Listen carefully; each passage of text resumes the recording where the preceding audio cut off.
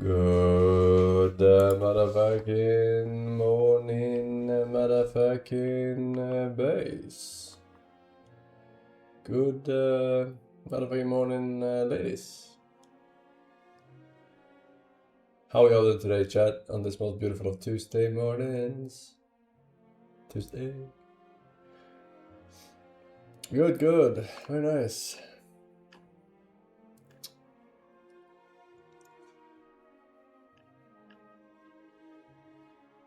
Pretty good. Alright. What did you eat? I have eaten breakfast and I have eaten lunch, and now I am eating my last meal of the day. I have not yet consumed what I have in front of me, but I will in the most obnoxious way possible. Don't worry about it. It's 250 grams of salmon fillet. We got walnuts. We got almonds today, actually. We got watermelon and strawberries. Yeah. Same one meal. Pretty much.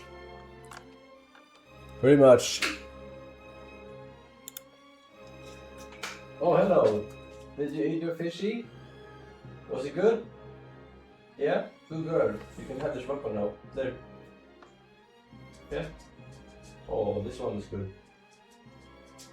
Yeah. Good girl. Hi. Hi. You eat the fishy? Yeah? Good girl. It was good.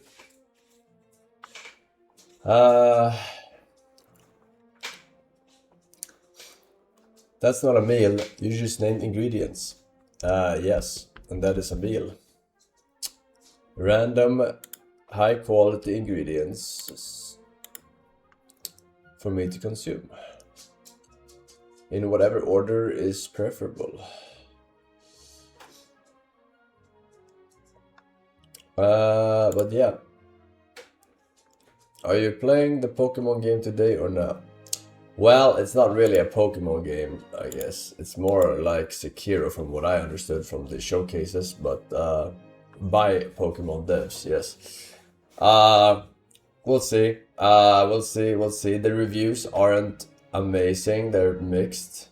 We'll see if it's... I don't know if it's PC issues or if it's gameplay related. We'll see how we feel like it. Sometimes it's bad design, sometimes people are bad. You know what I mean? 76 open critic. Yeah, that's not great. We'll see. We'll try it out at least. If it's not good. Shroud hates it and finds it boring.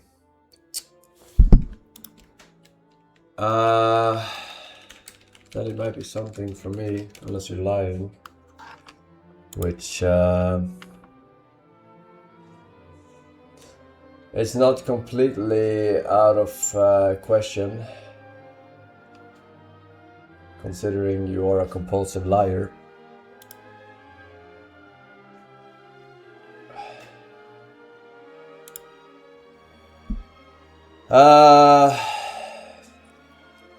New Wesker like is out, Big Walk. Oh, the Friend Slop game. Yeah, that looked kinda good too. Kinda.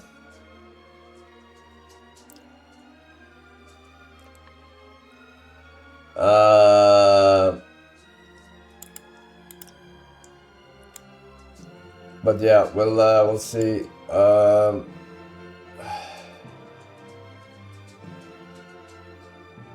We'll play Divinity Baldur's Gate 3 like when it comes out. I don't know. I haven't thought that far ahead of time, man. We'll see what else I'm playing at the time. I don't even know when it releases. Scores so far go from 9 out of 10 to 6 out of 10 depending on the site. Yeah, well, I'll buy it so you don't have to, and then you'll see, and then I'll see, and then we'll see together, and then the winner gets tea. That's pretty much the case. New Zomboid update by server soon. I would have to learn that game myself first, I feel like. Because there's a lot of things, a lot of knowledge check shenanigans in that game if you're gonna do a permadeath kind of ish run. But yeah, Cruciforce, thank you. Nos game, welcome back. Fatalit, Picky D, we got Boris with 103 months. Very nice, very nice, very nice. You can give yourself God mode. Why the fuck would I give myself God mode? New party game from Buckshot Roulette Devs, Machine Party. Yeah, we played it already a couple of days ago. We did. Chat. I was doing your mom last night. Said, welcome to you, God. A picture.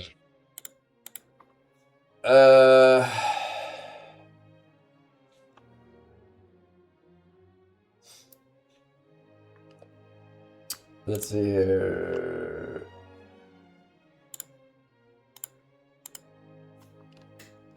All right. Chat, what's happening? What's new? Fresh, other than the releases of today? What do we have? BMW forcing Spider-Man ads on their newer cars. Customers furious.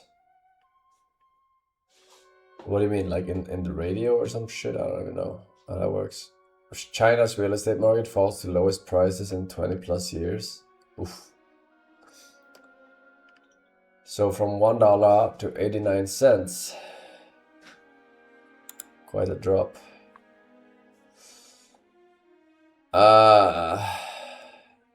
It's finally nice weather outside, perfect day to play Tarko. Yeah, I heard there was some update or some shit. New season maybe. New shit. Yeah. Alright.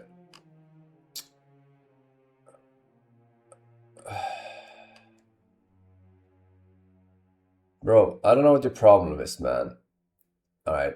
One day you tell me the Odyssey highest grossest movie, blah blah blah, and then you tell me Spider-Man is about to overtake Odyssey highest grossing number, and now you say Spider-Man Brand New Day and Christopher Nolan's The Odyssey combined to launch the highest grossing weekend. Bro, is that the only news you have, man? Shut the fuck up, man. Okay, we get it. They grossed a lot. You don't have to fucking spread it out over the course of fucking a month worth of news. My god, dude. Shut the fuck up. Oh my god. This guy.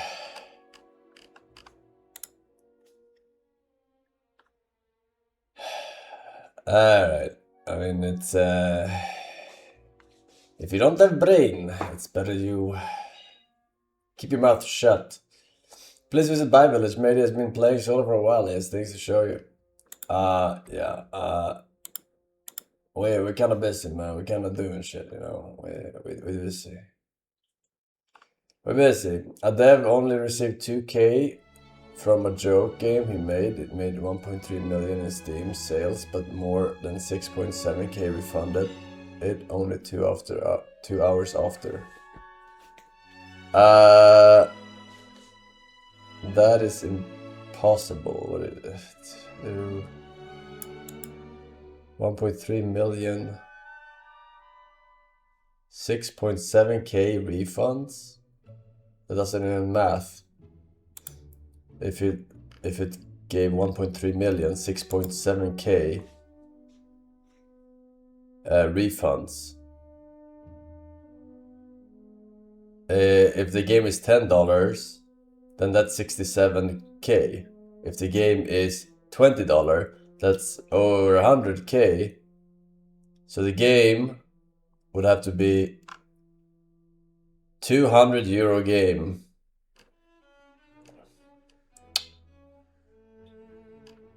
Okay. The game was the €200 game that does nothing.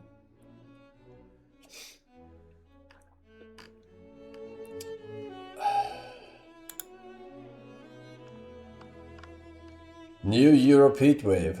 Bro, you don't have to tell me. I am Europor. Okay. Michigan reports 2,000 cyclosporiasis outbreak. More than 11,000 cases of the foodborne illness have been confirmed. in the state since May. I don't know what the fuck that is, but it sounds not good. MGS3 is a bit longer than MGS2, 4 hours longer. I recommend maybe next week if you want to ready for MGS4. Peace Walker, but that's cool. Bro, the game released on 26th. It's currently the 4th. Okay. What do you mean you recommend? I can play it whenever. We have fucking 3 weeks. Think I can play the fucking game in 3 weeks? Okay. Guys, you need to stop. You need to stop with whatever you're doing, alright? You need to move away from the screen, okay? Read a book, okay? Go on walks, okay? You need to reset your brain because your brains are not functioning as they should be at the current level, okay? It's very important for the future of not only mankind, but your kind. You know what I'm saying?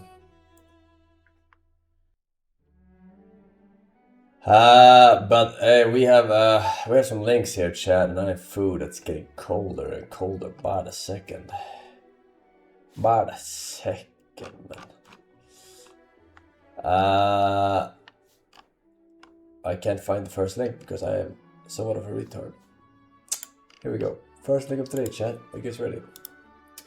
You guys are ready. Who's gonna be?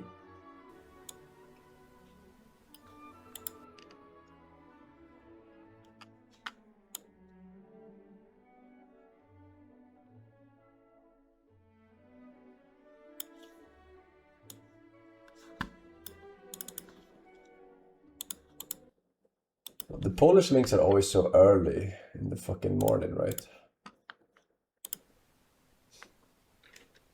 What's up with that? Gratulacje, użytkowniku! Zostałeś wybrany jako dzisiejszy zwycięzca darmowego iPhone 6s, PlayStation 4 lub Samsung Galaxy S6. Kliknij OK, aby wybrać nagrodę, zanim zdobędzie ją ktoś inny. Cute and funny. What the fuck is he saying? Oh, what? He won an iPhone.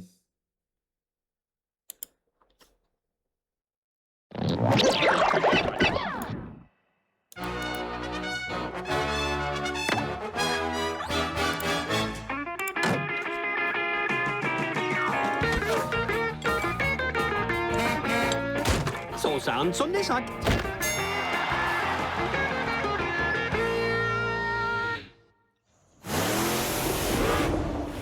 Kolla in storleken på den där monstertrucken.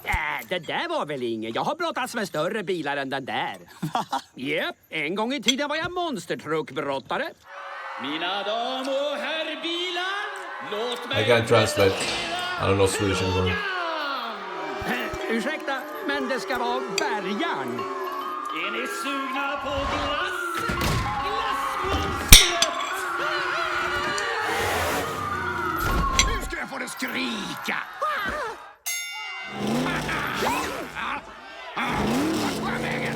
Ursäkta nej, han.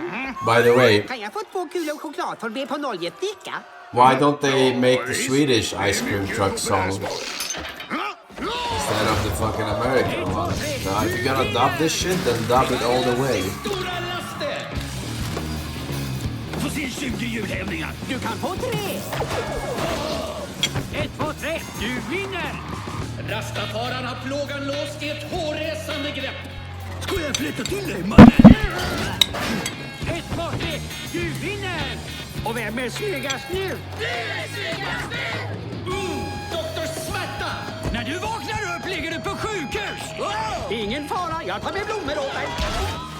Det där måste svida. Inte lika mycket som sjukhusräkningar. 1, 2, 3. Här är betong. And that joke doesn't even work either. That's gonna hurt, he said. The commentator when he landed. That's gonna hurt. But not as much as the medical bill. That's not applicable to Sweden either. Inte lika mycket som sjukhusräkningar. 1, 2, 3. Här är betong. You gotta do it properly, this name, if you're gonna translate this shit. Här på varandra. Vilken helgjuten prestation, proffsigt! 1, 2, 3. Du rockar, mannen! Nu kommer den som vi alla har väntat på. Den glödheta mannen med gluggen. Den brännheta brottaren. Plågare!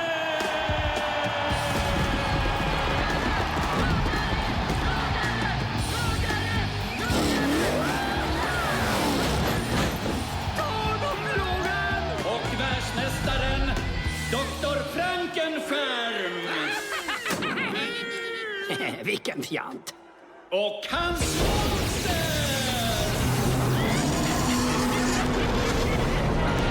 Han lever! Det är kört. Oj, vad gjorde du då? Kommer du inte ihåg någonting? All right. Is this the end of soy? Blood, why do you keep posting these incomprehensible soy boy woa jacks? These could low-key destroy the mind of a Victorian child. It seems the world's been overrun with coal, as X.com gets a hold of any original bit of humour and grinds it into pure dust to distribute to its army of botted followers like fish food. The Amerimut is what the average American will look like in 2050, and it's beautiful, or something like that. What is it like? Consumerism or whatever. McDonald's, or however the burger is flipped. Democracy and freedom, or something to that effect. It is known to consume the sloppiest slop available in its vicinity. It might be heard saying things like, Ronald McDonald is my president, or however the chicken is fried. The Amerimut lives off a diet of corn syrup, GMOs, fluoride, and fried chicken meat. The original Amerimut was a Naz image produced to mock Americans. The image became soyified, as the American population did, as a result of its sedentary lifestyle and completely unwalkable or unrascalable neighborhoods. Spends a lot of time indoors, and thusly a lot of time on the internet, where it gets trolled by Europores constantly. In response, the Euromut meme was invented. The Euromut is known for being obsessed with America. It thinks about America 24/7, as opposed to the unhealthy diet of the Amerimut. The Euromut consumes kebabs, cigarettes, and vapes. The Euromut loves walkable cities with trash and homeless encampments everywhere. As he rides his bike around his city with crumbling infrastructure that hasn't been repaired since the last war there, he thinks to himself, I wonder what Americans are doing right now. I bet he's eating Le Cheeseburger or getting shot or something. I am so not obsessed. Slopjack is the ultimate mutt, also known as the Meximut. This jack is clearly inspired by Cardo himself, famous mukbang YouTuber turned fat fetishist turned normal. It is clearly the sloppiest jack in existence, and has taken its place as one of the true modern gems of soy arts. While it was used to mock a One more Latinx further anime link. fan and Okay, troll, after this, it no became more fucking widespread further quickly links. No more with links. versatile applications, or algo. Slopjack is overweight and constantly upset. He likes Dragon Ball, Gears of War, and discussing his pure Germanic heritage. And I need to remind you guys to Hail Fauci! Now, to remind you of the past, for what we've lost in this current age of coal, I will go back over some of our greatest memories. Pero Rabioso is another classic jack that I missed in the past. He is energetic, based on this crazy Brazilian soccer fan. Actually, don't you mean football?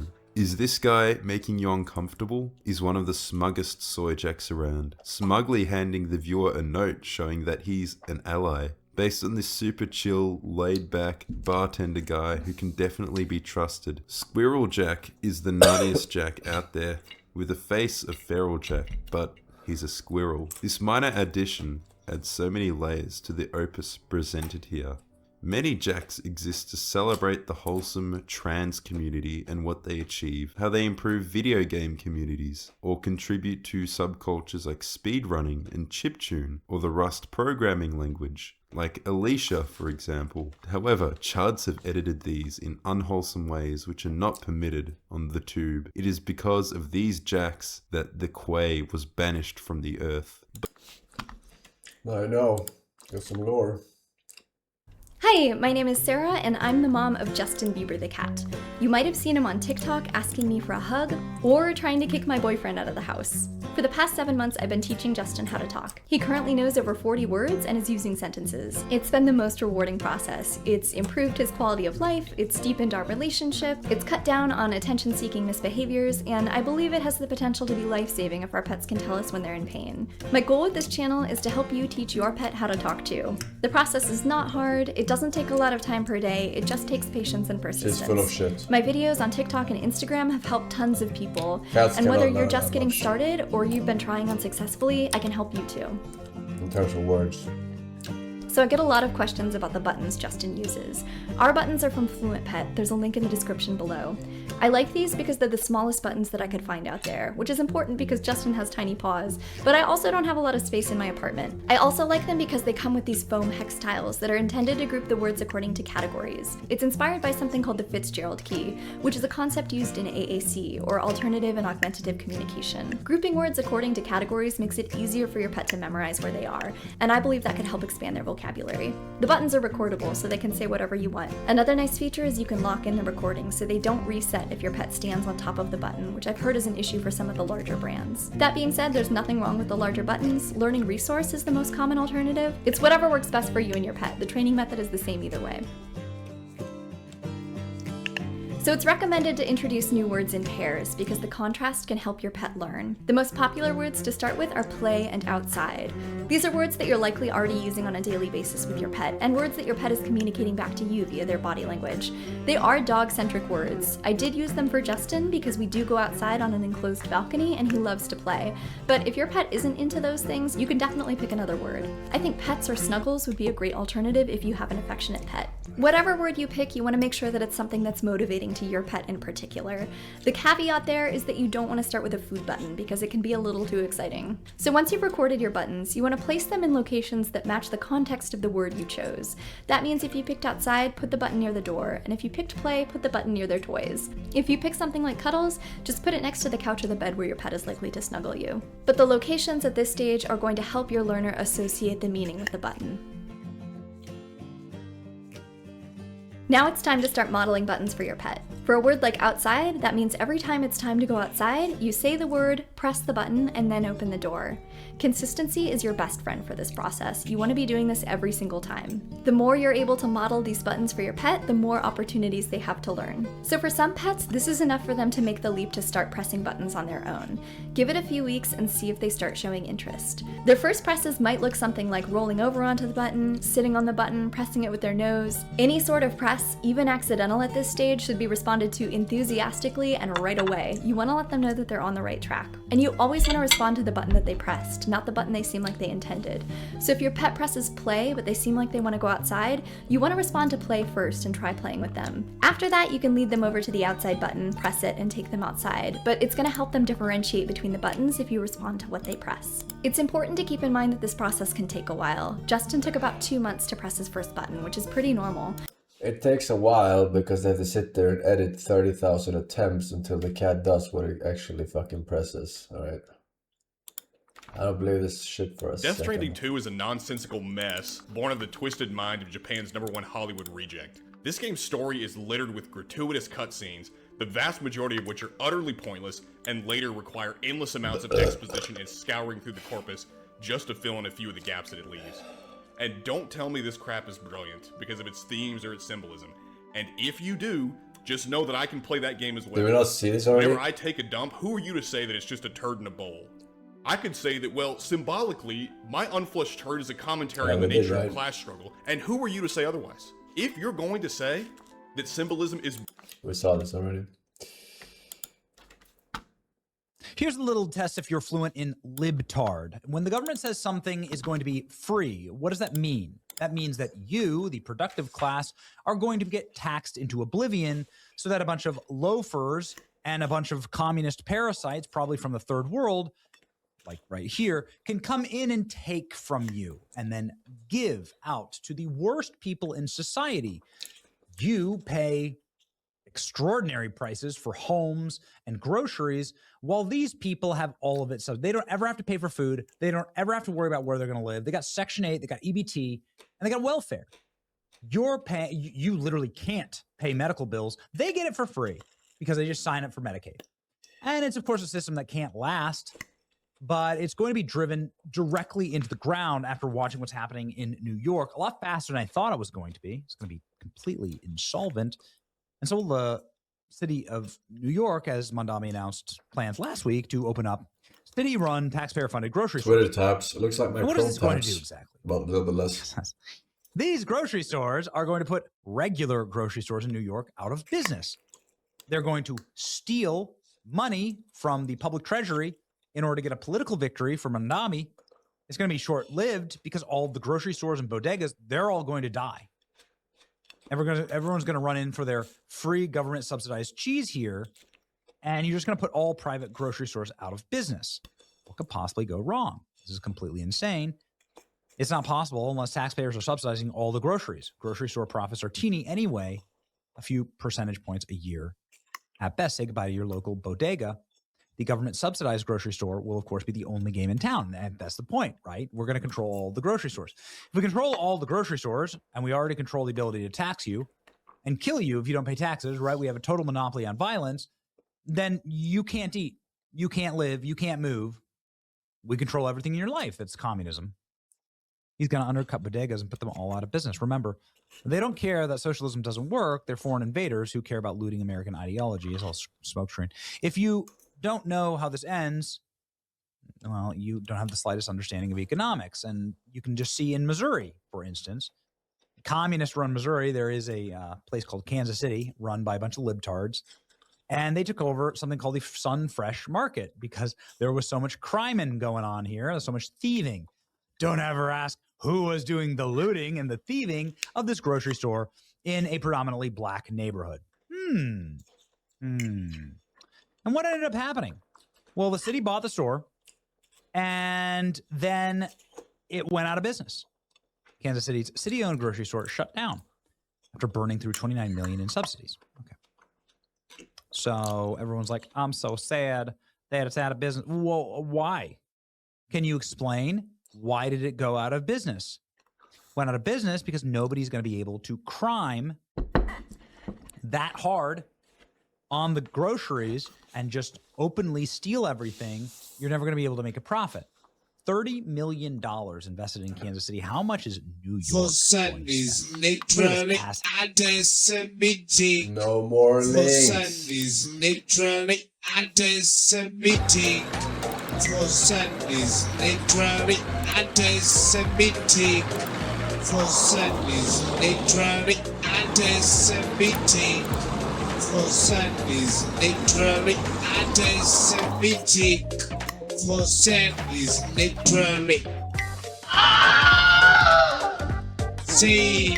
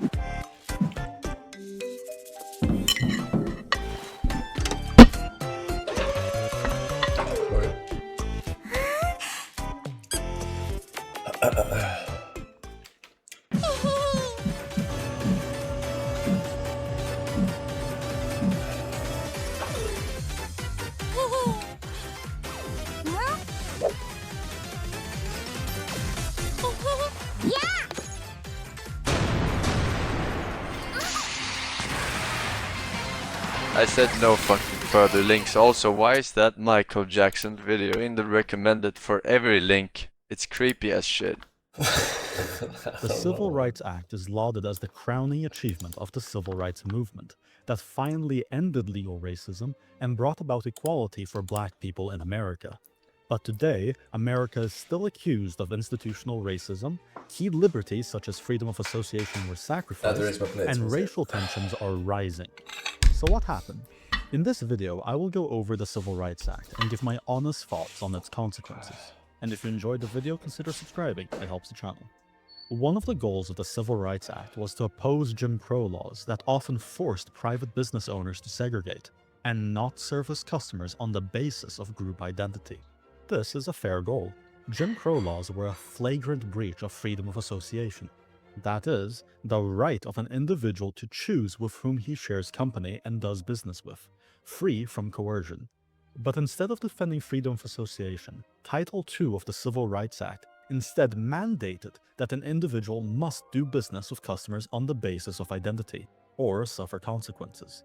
It's the same violation of liberty as Jim Crow, just in reverse. Why wasn't upholding freedom of association enough by itself? On paper, the idea that private owners were now forced to not reject customers on the basis of identity sounds good. An end to the irrational refusal to service people based solely on the color of their skin. But things are rarely that simple. Economists have long argued that it is unnecessary to force private businesses to desegregate because the market already provides the proper incentives.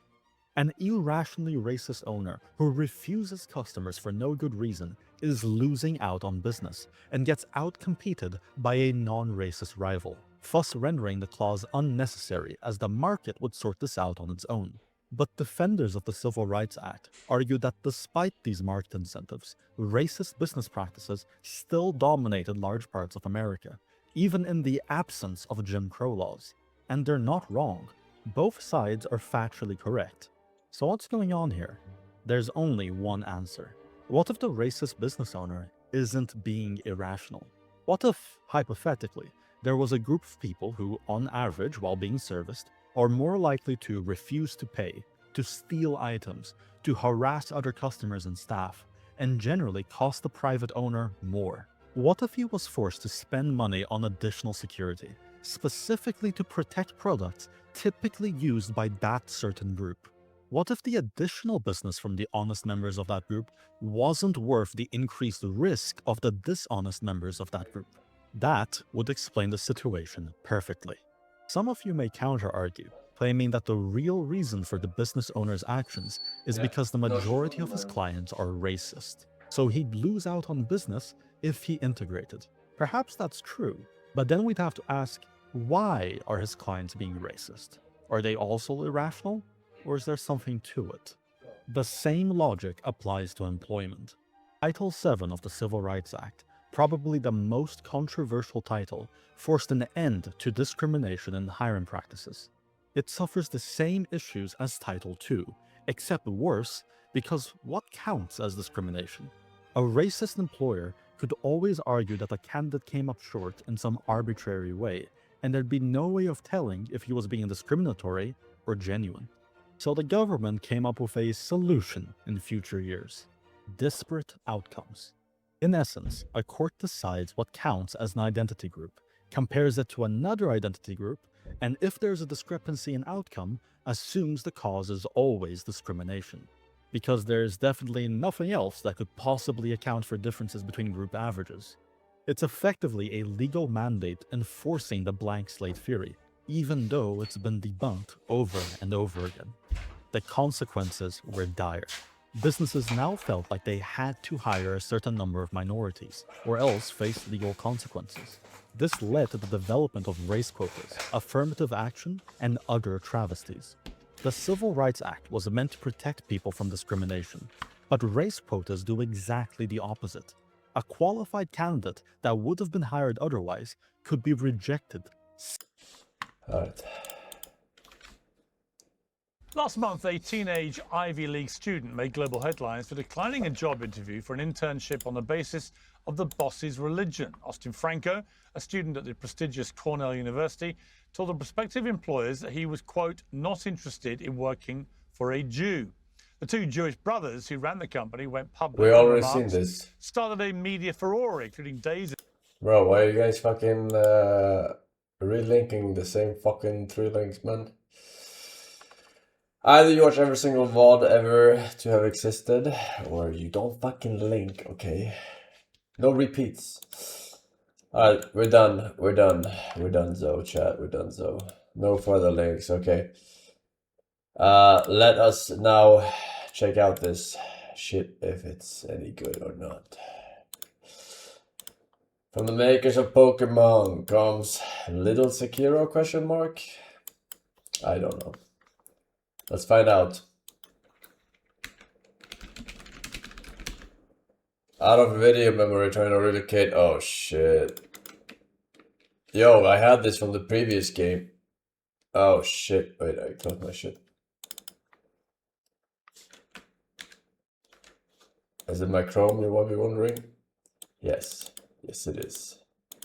It's my Chrome.